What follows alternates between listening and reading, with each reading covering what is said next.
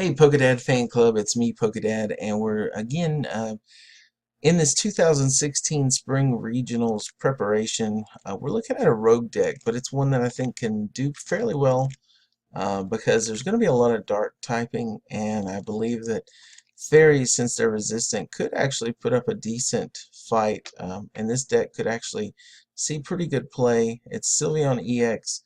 This time we're actually taking on, I believe, Night March.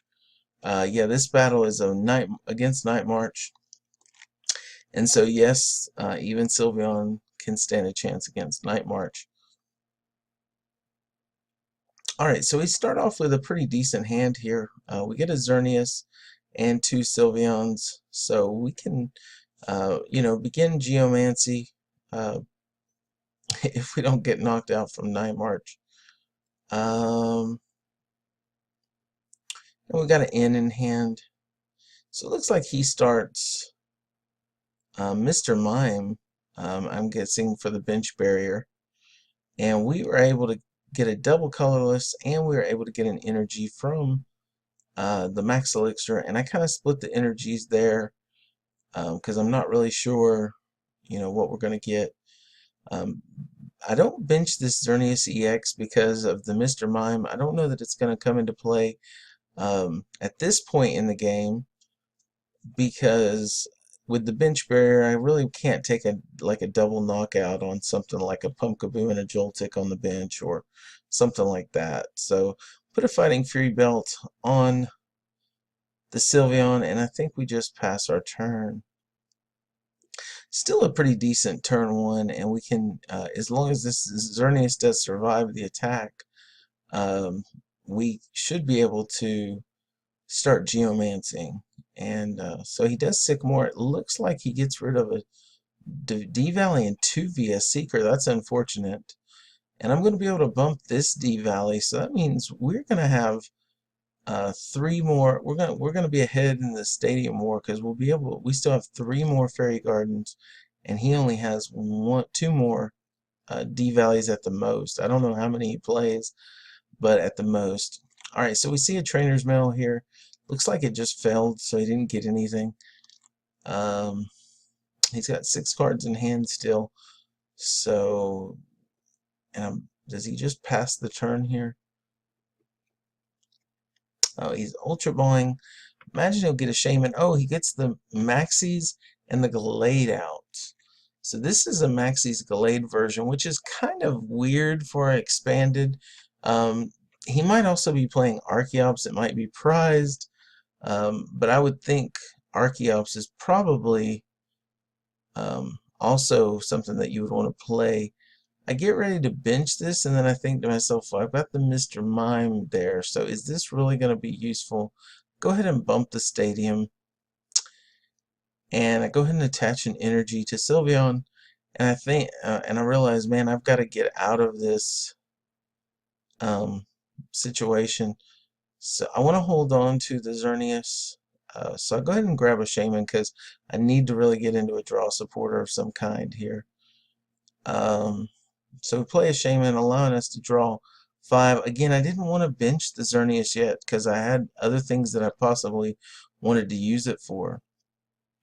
Alright, and here, I know this probably seems silly, but I actually get rid of the Xerneas and the Sylveon EX and grab a Spritzy because I want to get my Aromatisse online, and I'm able to Colress here for 6. Not a big Colress, but it's still decent. And we get a Keldeo. I think that's pretty solid. We also get another Fighting Fury Belt. I probably should have attached the energy to the Xerneas and the active. I don't know why I didn't. I think that was just a slight misplay on my part. Because we could have Geomancy there, and then we'd have even had more energy on the field. But regardless, we're still fine. We will be able to attach another energy next turn, and then Sycamore. So we're in a pretty good situation. One thing I'm seeing though is he's got 2 Joltics and a Mew, and that's kind of troublesome because they can the Joltics are going to just stay on the bench, and the Mew is going to do most of the attacking. So that means we have to hit.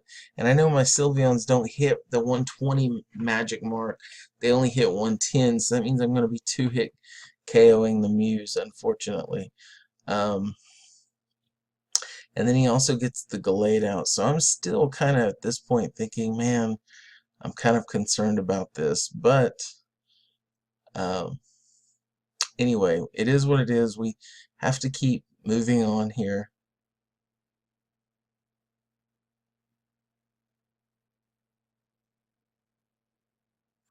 Right, he uses the premonition ability from Gallade, which that also is a good reason why to have Gallade in the deck. Though I still think Archeops is probably a better play for Night March. I guess you could put both of them in if you wanted to. And then depending on the situation, play it that way. Alright, so at this point I'm going to take... he didn't get any energy on board. So we play a Max Elixir and we whiff on it.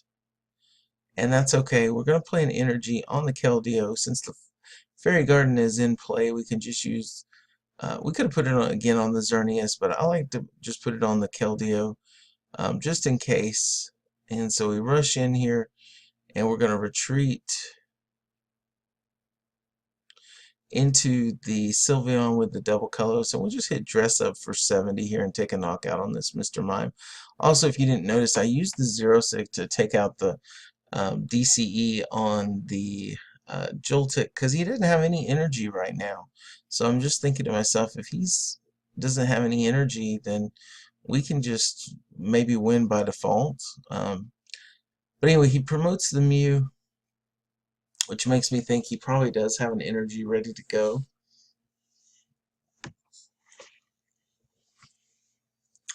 Alright, so he's going to battle Compressor again. So now we've got 4 Night Marchers is all in the discard pile. But now he may be able to get another 3. So now it'll be at 7. So now he's going to be hitting for 140 damage. And, you know, theoretically though, if none of his Night Marchers are prized, with only 2 Joltics on the bench, he could theoretically get 10 Night Marchers in the discard pile, and that would mean he could hit for, you know, 200. One thing I noticed though is when he Sycamored there, he had like 3 Night Marchers in his hand, so now he's at 8. So now he's hitting 160. He's got a Muscle Band on the Mew once we hit done here. I noticed that the Lampents there were kind of split, and I wanted to make sure I had my counts right. And it looks like he's also going to bump the stadium, so he can hit for like 180 right here. He grabs an N also, but he's already Sycamored this turn, so we know the N is coming. It's going to be ready for us next turn. He does bump the stadium, so that's not great for us. He does Premonition again, so he can set up his hand for the next turn, his top deck for the next turn.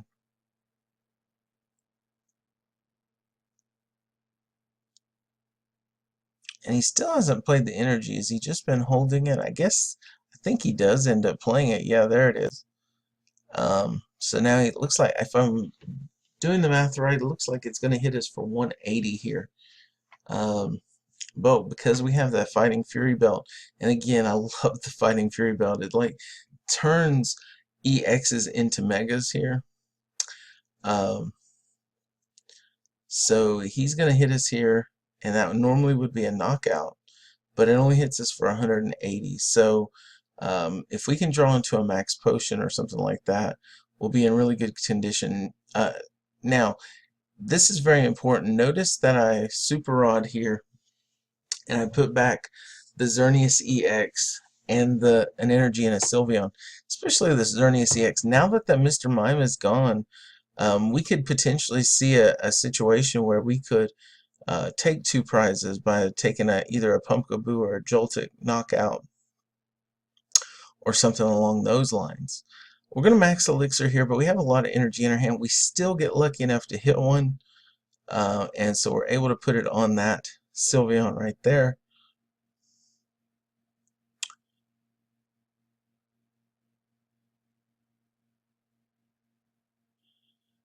And I'm not sure, I have this computer search in my hand, but part of the question is what do I do with it, you know? I really need the Fairy Garden, but I also could use a max potion. So I go ahead and get rid of an energy and the Pokemon Center Lady, and we grab. So we go ahead and grab the max potion. Okay, and I think this makes sense. We could have got the Fairy Garden and then retreated into the other Sylveon, but instead I think it's just better that we just move the energies off of the Keldeo and the other Sylveon, and now we can just uh, again attack with um,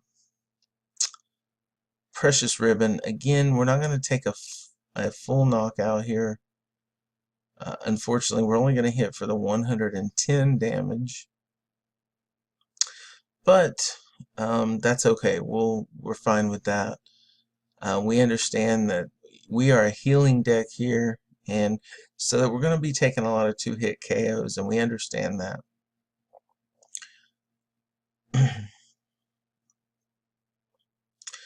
All right. So he premonitions again, so he's setting up his hand again for next turn, or his top deck for next turn. Assuming that he doesn't do something to cause it to shuffle.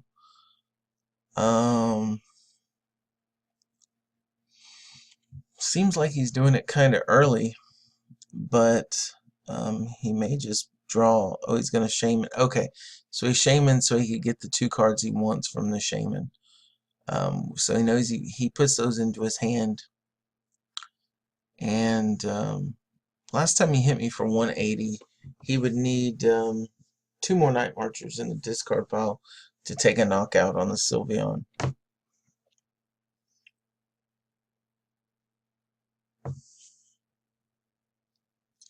It looks like he's going to VS Seeker here. I'm looking at what's in my discard pile right now. What is he VS Seeker for? He VS Seeker. I might have missed it. For Lysander. Okay, so he's going to Lysander up the Keldeo. Okay, so he's going to take the Keldeo out, which is actually, it's good that we move the energy from the Keldeo. Without the Fairy Garden in play, though, the Keldeo really doesn't do a whole lot for us. And again, Keldeo is more, not so much. We can usually free retreat anyway with our Sylveons, because if we have Fairy Garden. But Keldeo is there to help us if we run into something like poison or you know, something along those lines. We're VS Seekering here, and I would think we're going to grab Colress, and we do. It just makes sense here to go ahead and Colress since we can get an extra card. And we don't have to get rid of that energy. And we really didn't really Colress into much there. But we don't really need to. We can just take a knockout on the Mew and move right along. So I think I imagine that's what we'll do. It was kind of sad we didn't draw into a Fairy Garden, but you'll understand why after we take this knockout.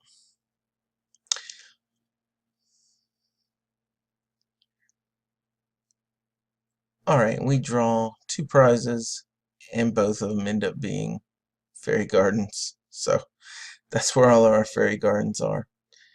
But it does mean that we should be able to win the Stadium War from here on out. He promotes a Joltik. Plays the DCE, so he's going to continue to keep hitting us. He does end here, okay? He ends himself to 4, ends us to 3. So, not terrible, but we have a lot of outs, you can see. We have 2 VS Seekers, and we actually draw into a Shaman here.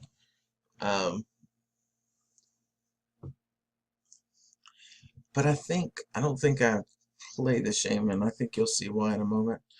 Alright, so he night marches again, hitting us for 160, so he's again shy of the magic number he needs. And we top deck an Ultra Ball. And so again, the Mr. Mime that was there at the beginning is not there now. So I'm thinking to myself, we need to go ahead and get Xerneas EX, so we can take a double knockout on both of these Night Marchers. And I'm thinking at this point, maybe the other ones are prized, and so he's not going to be able to do much here. And I'm hoping I'm going to Colress here, so I'm going to get another big Colress. My hope is I'll go ahead and get rid of the one Fairy Garden, and then Colress so that I can maybe potentially hit that other one. I mean, I'm getting 8 cards here, 9 cards, 8 cards here. Max Elixir, I doubt it hits. Yeah, I mean, we have 5 energies in play, 3 in our hand. I just didn't think that was going to hit. But we do have the Fairy Garden now. And we go ahead and play, we can go ahead and play a Float Stone, play it on the Xerneas. We can retreat. It would have been nice to have hit a Max Potion here, but we didn't. So, we're going to move these energies up to the Xerneas EX. And here's my thinking is I'm thinking if we take these 2 Night Marchers out, he's probably going to have to attack with Gallade. He'll have to have a Float Stone or something to retreat if he does want a Night March. So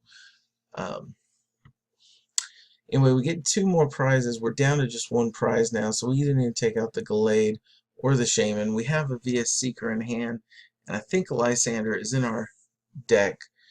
So, and we know Gallade, unless he plays like Giovanni or something like that, he can't really hit the magic number. He's got the Muscle Band. He Jirachi's here, and I imagine he might Jirachi for an N. So going to end us down to 1. And he goes and he does that. But fortunately, we still do have a lot of outs, and he ends us into the Sycamore, which is kind of, you know, unfortunate for him. He puts a lot of damage on our Xerneas, but even more so, then we top deck the